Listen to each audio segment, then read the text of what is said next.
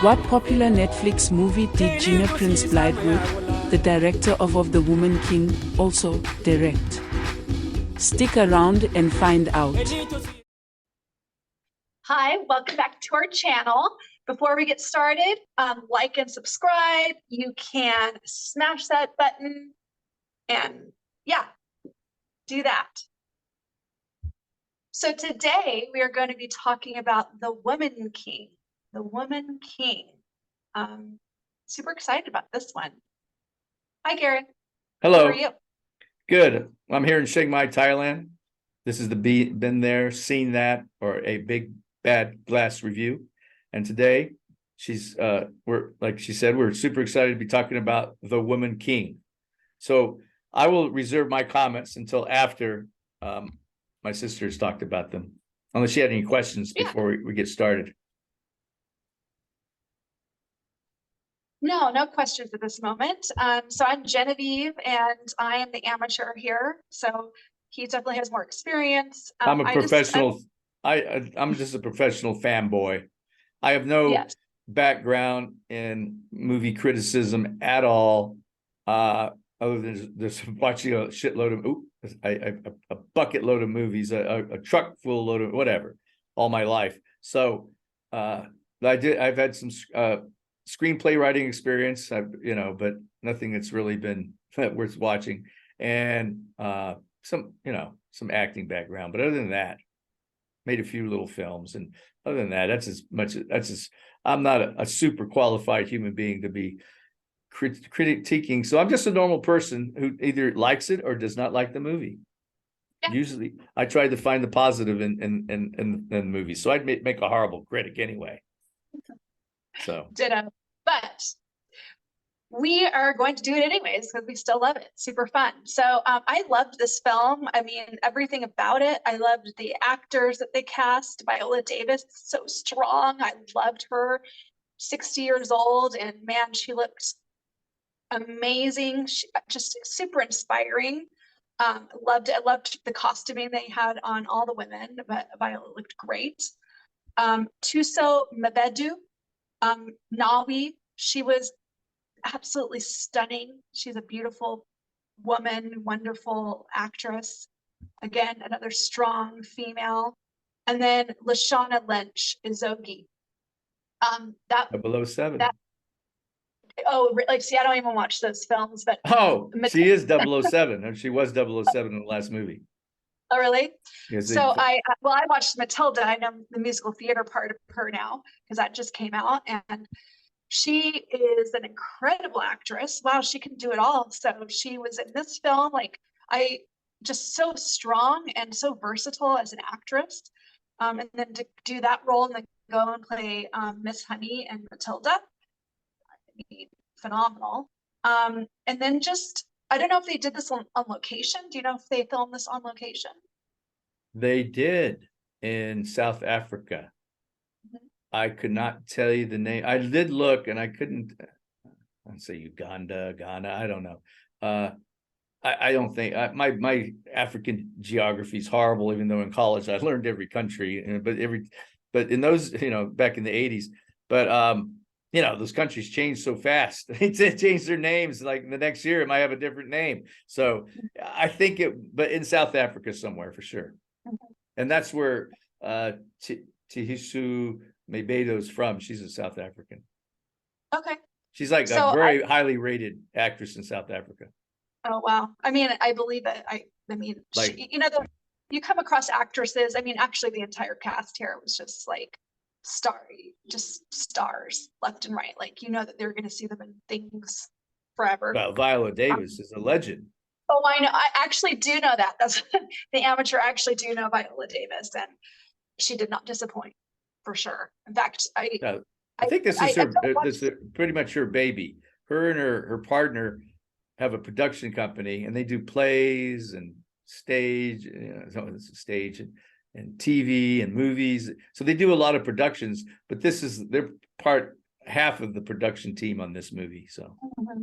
So I think it's probably her baby. She brought it, the idea and everything. You can see that. I mean, you can just feel the passion in the entire movie from costuming from to script to location, just like you could feel the passion behind the scenes. I don't know, I just loved every moment. I felt immersed in it, and it was just a great film. I know that there is controversy related to the story, that they didn't necessarily, I feel you could probably go into that more because you're more of a historian than I am, but I did read a little bit about that. I know they didn't really follow the history completely. That sometimes bothers me. It's like, I don't know why they don't follow the historical facts more in some of these movies. Like, I recently watched Amsterdam, and I think 10% of it was that too. We should And it's like, review that one. That was interesting. You know, I mean, this one still, I mean, even though it didn't maybe follow accurately history, I still thought it was an important film. What did you get last? What was my last thing that you heard? We were talking about Amsterdam, and I was laughing because it was such a kind of a reprehensible film, but I kind of liked it anyway because it sucked so bad, it sucked so hard that I liked it. I think you actually did. But I was comparing it to Amsterdam just in the fact that it's not historically accurate, but again, you can't. This was more accurate than Amsterdam. I read that it was like only like a fraction, like 10% was accurate. I don't know how much was accurate in this one, like on a percentage scale, but well, I was just gonna say the guy, I can't remember his name, the guy who wrote the screenplay to Braveheart, which was very historically inaccurate in certain parts. He famously said, "I've never met a fact I couldn't ignore."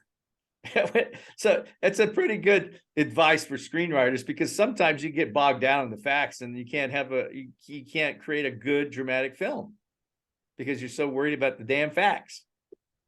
You want to get the facts, go read a history book or go, or whatever, right? Yeah. This is a movie. This is for entertainment. I can accept that, and I accept that for this film. 100%. I'm not pointing the finger at you. I'm just saying in general to people who, Yeah, for sure. Yeah. I think it's a different time though when Braveheart came out, right? I mean, people couldn't go and Google quickly. I found out. I went to Dad's library because he had, I remember his extensive library, and I looked up Braveheart. I looked up Walker, whatever I can't remember his name now. And I looked up and I read his story, and I could tell, oh my, yeah, they did. There were a lot of facts in it that they should have been in the movie. I thought there were some very interesting things in there, but they covered it to a certain extent. And I think emotionally, they definitely covered the story. Because the movies are like music. They're all about emotion. Right. So, it's different than writing an historical story or a historical history book or something like that. I mean, even historical fiction takes a lot of license, right? When they write historical fiction. So, I don't think this is supposed to be taken as something historical.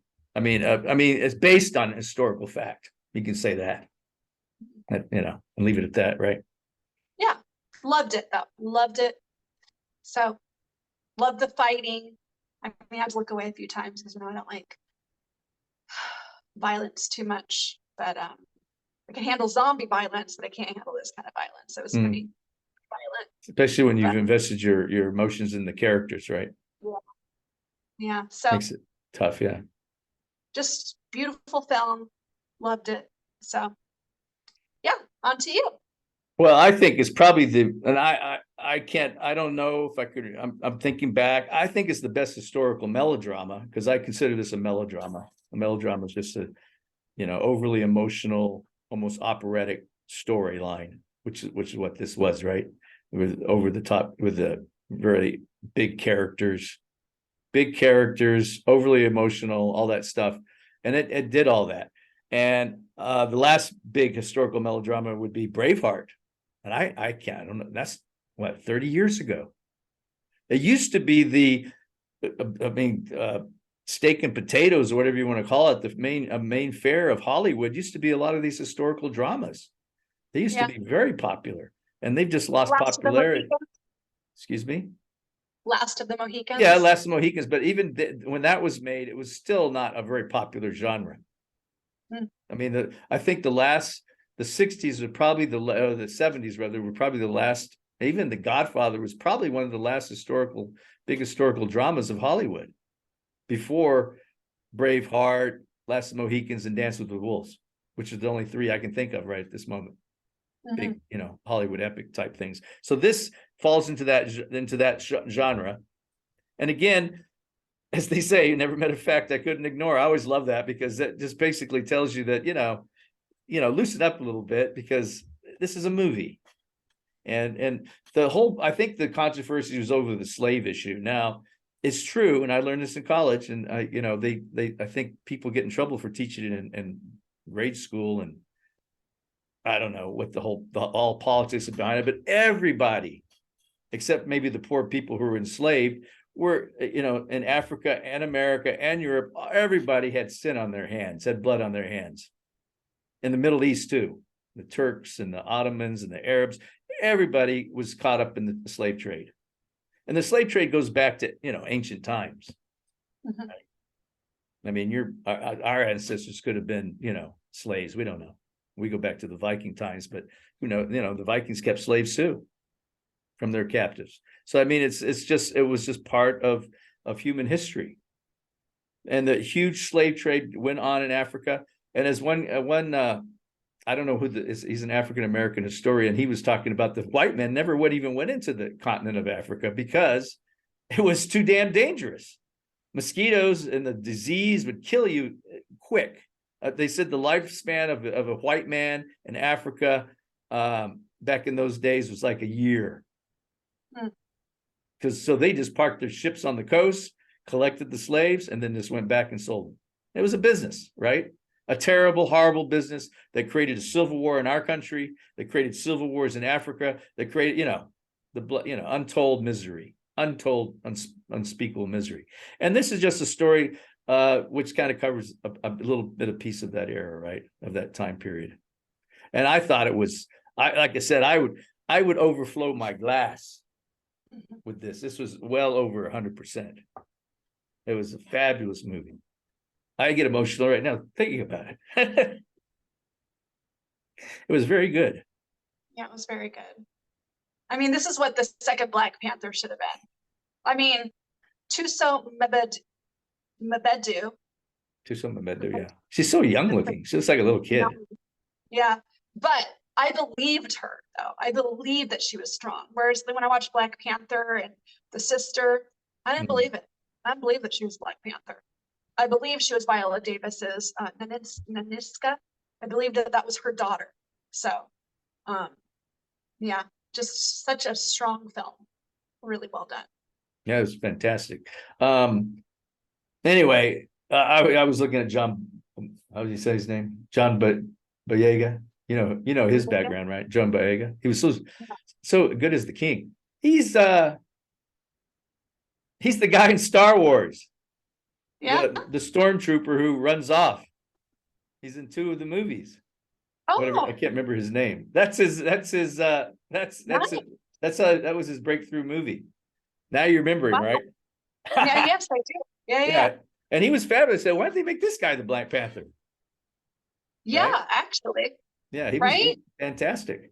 Anyway, the whole movie, it was just one incredible film.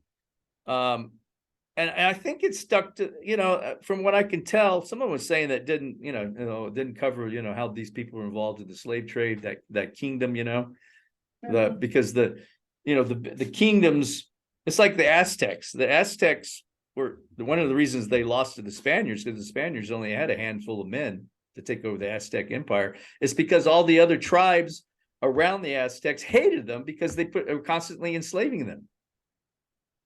So it's like it seems like to be a pattern in these kingdoms that the stronger kingdom would enslave the people underneath them, and this was what was going on there too, right? So that's why. And in this, is it true that this king decided that slavery shouldn't be there any longer? I don't know. I didn't research it that well. And maybe that was the controversy that they actually continued in their slave trade, you know, even though they're saying that this lady, the woman king, you know, talked him into stopping it, right? You know, it was a gist of it. But other than that, forgetting about the controversy and the politics and everything else, it was just one great film, you know, an emotional roller coaster. You totally, you know, into the girl. Viola Davis is amazing as the, and she can't be young, right? She looked very tough, didn't she? You know, Viola Davis, I'm talking about. 60. She's 60. Yes, she's very tough looking 60, right? Yeah. And I mean, she played that role perfectly. And I can see, I don't know, it's coming up on the Academy, you know, People's Academy Award list. It hasn't been chosen yet, but it's like number 2 or number 3. Nope, and Women King, right? There's one thing that bothered me. Okay. And again, you know, okay, she's 60. They did a flashback of when she had the baby. She looks like she's 20. True. But the daughter was only 20. So But that would. Well, the character might have been younger, though. I'm saying the character she's playing a younger character. Right. So like really, she's playing 50, maybe. Yeah. But you know, remember in those days, people died a lot younger. I mean, we lived so long. You know, 60 is like, you know, today is like, you know, back in those days, 40, right? Yeah. So I forgave that because I thought, okay, well, they're playing her as 40. And so the flashback was probably 20. Well, that would make her about 20. So I accepted it because she could totally pull off 40. No, she could have been 30.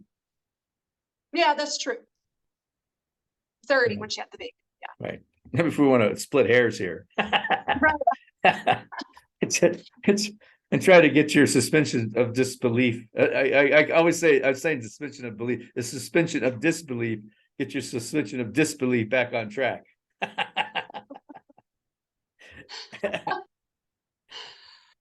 Well, I agree with you. And also, but again, I understand what you're saying, because for some people, and like you, and I guess a lot of people are that way, it takes you out of, you know, it takes you out of the movie because you start thinking about these things.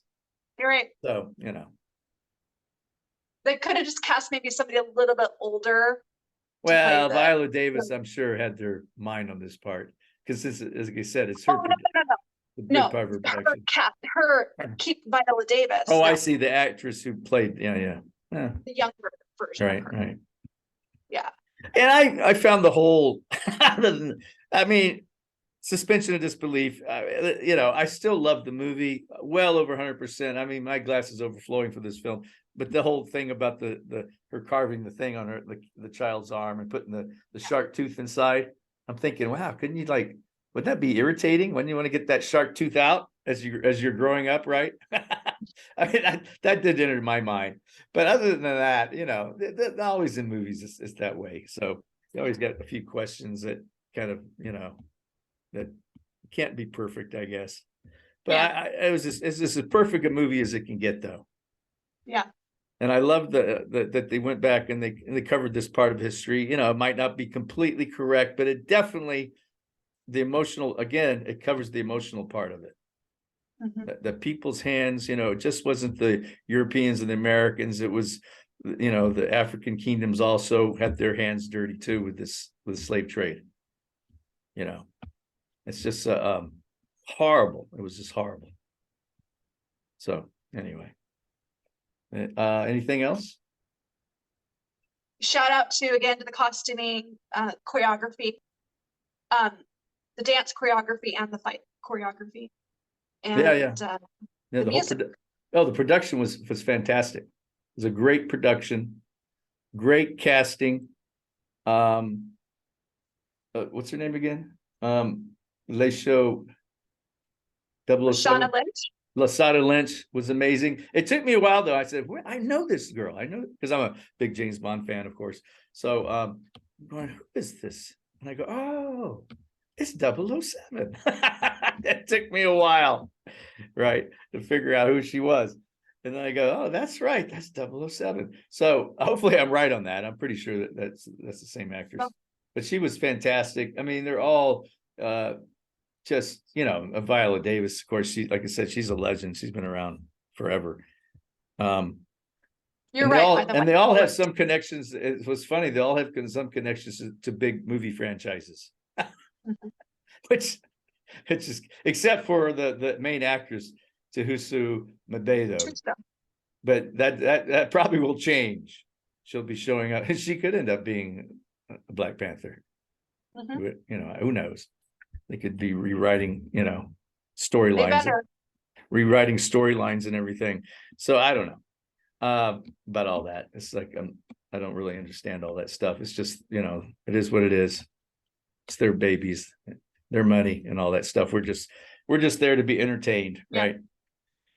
So anything else about Yes, the Woman King? that is all. Okay, so if I could fill this glass over 100%, I would. It is a fantastic movie. We both loved it. It's like our third movie. I think it's probably our highest rated movie because I'm giving it over 100%. Whereas Nope, I think I gave 100% to, but it's, you know, I can't remember that far back. There's some other movies, a couple other ones, but this one I think to me is the best of all the movies we reviewed so far. I concur. It was absolutely phenomenal. And you know, so anyway, that is our review. This has been There, Seen That. And good night or good day, Internet. Good night. Gina Prince Blythewood directed The Old Guard, 2020 on Netflix.